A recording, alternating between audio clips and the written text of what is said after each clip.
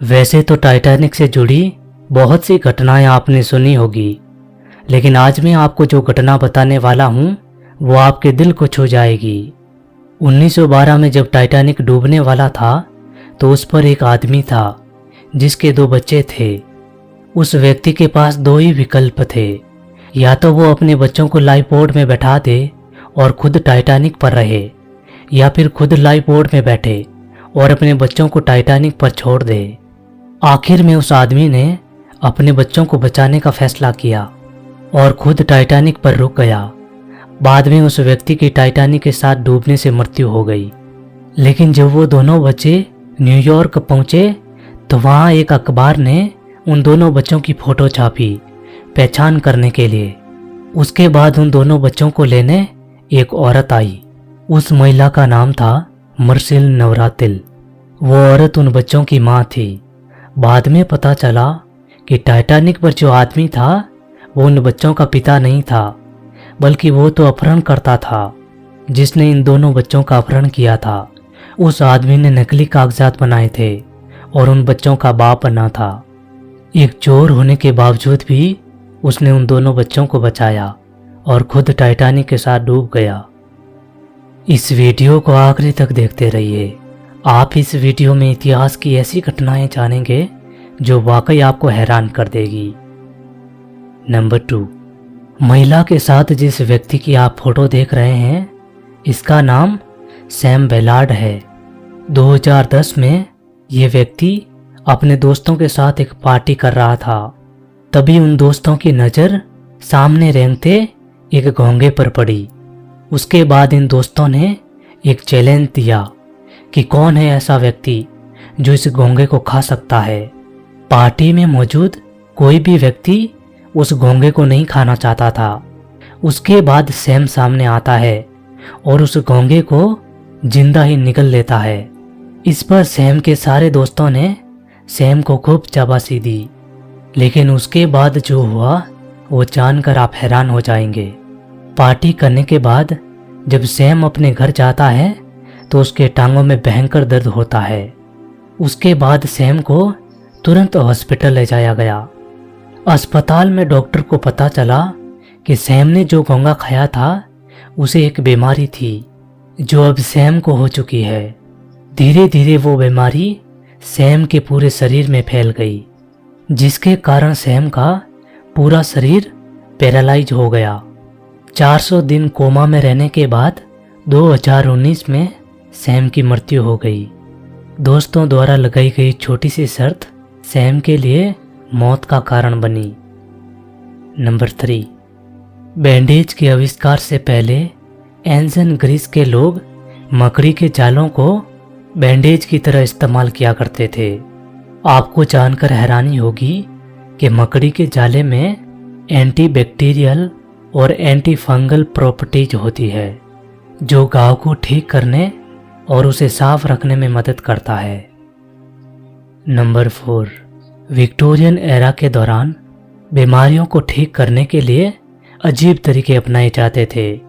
उसमें से एक था दाढ़ी रखना। उस समय डॉक्टर कहते थे कि जो व्यक्ति अपनी दाढ़ी को ज़्यादा बढ़ाएगा वो सेहतमंद रहेगा। नंबर 5, 16वीं और 17वीं शताब्दी में अफ्रीका में गुलामों के मुंह पर मालिकों द्वारा एक मास्क बांध दिया जाता था। दरअसल उस समय गुलामों पर बहुत अत्याचार किया जाता था। दिन भर उनसे काम करवाया जाता और खाने में बहुत कम दिया जाता था। गुलाम भूखे रहते थे, इसीलिए वो खेतों में काम करने के दौरान गेहूं या धान खा लिया करते थे, और यदि खाने को कुछ नहीं मिलता तो वो मिट्टी खा लिया करते थे।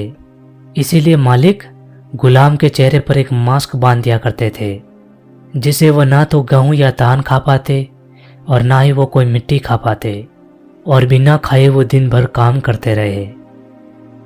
नंबर 6, 15वीं सदी तक तुर्क लोगों में कॉफ़ी पीना बहुत अहमियत रखता था। इस बात का अंदाज़ा आप इस बात से लगा सकते हैं कि तुर्की का आदमी यदि अपनी पत्नी को समय पर कॉफ़ी ना पिलाए तो उस पत्नी के पास ये अधिकार होता था कि वो अपने पति को तलाक दे सकती है। इसीलिए तुर्क लोग हमेशा अपने घर में कॉफ़ी रखते थे और दिन में कई बार कॉफी पीते थे। नंबर 8, ब्रिटिश रूल्स के दौरान भारतीयों को अंग्रेजों के सामने कुर्सी पर बैठने की इजाज़त नहीं थी। अंग्रेजों के सामने कुर्सी पर बैठने के लिए व्यक्ति को एक स्पेशल सर्टिफिकेट दिया जाता था, जो अंग्रेज अपने खास लोगों को ही देते थे। नंबर 9, ये घटना आपको विचलित कर सकती है।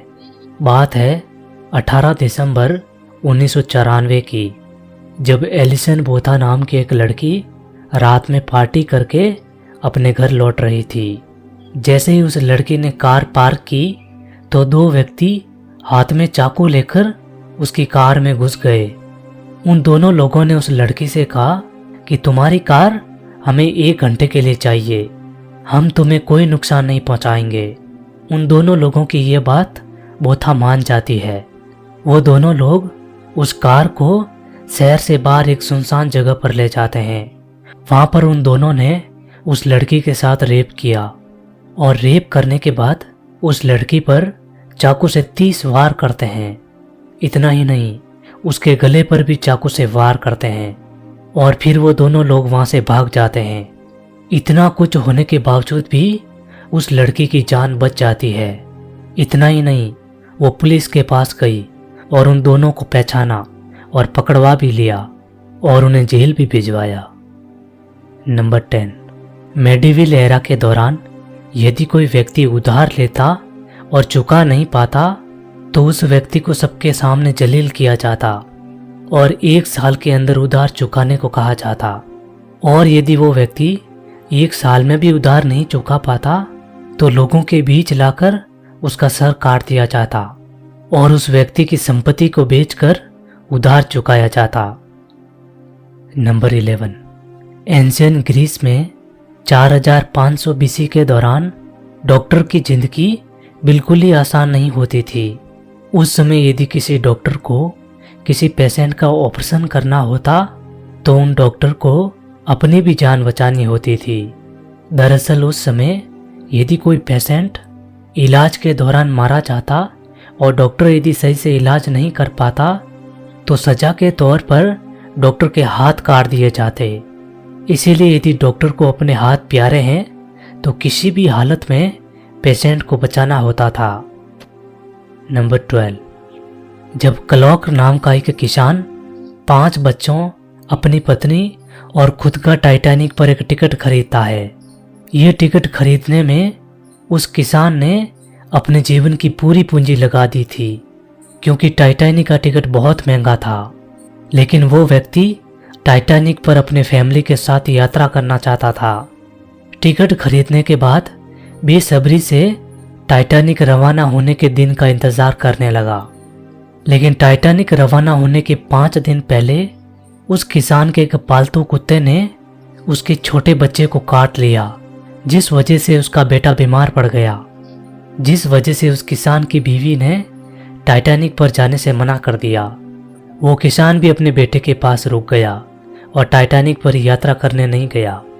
लेकिन टाइटैनिक रवाना होने के 5 दिन बाद उस किसान के हैरानी का ठिकाना नहीं रहा, क्योंकि उस किसान को पता चला कि टाइटैनिक बीच समुद्र में डूब गया और यात्रा करने वाले बहुत सारे लोग मारे गए।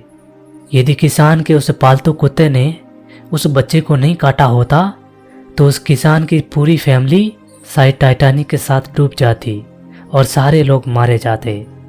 दोस्तों, क्या आप जानते हैं कि माचिस का आविष्कार कैसे हुआ और जो लाइटर माचिस से पहले बन गया था वो माचिस जितना पॉपुलर क्यों नहीं हो पाया? चलिए जानते हैं। बात है 1826 की। ब्रिटिश फार्मासिस्ट जॉन वॉकर आम दिनों की तरह दवाइयाँ बना रहे थे। वो कुछ रसायनों को एक डंडी से मिला रहे थे, लेकिन उस दिन उन्होंने उस डंडी को बिना साफ किए ही अपने टेबल पर छोड़ दी। लेकिन बाद में उन्होंने आके देखा कि डंडी पर लगे रसायन अब पूरी तरीके से सूख चुके हैं और उस डंडी से चिपक चुके हैं। लेकिन जब उन्होंने उस डंडी से उन रसायनों को हटाने की कोशिश की तो वो हटे नहीं, इसलिए उन्होंने उसे रगड़ा।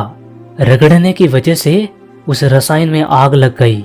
इसी से उनके दिमाग में माचिस बनाने का आइडिया आया।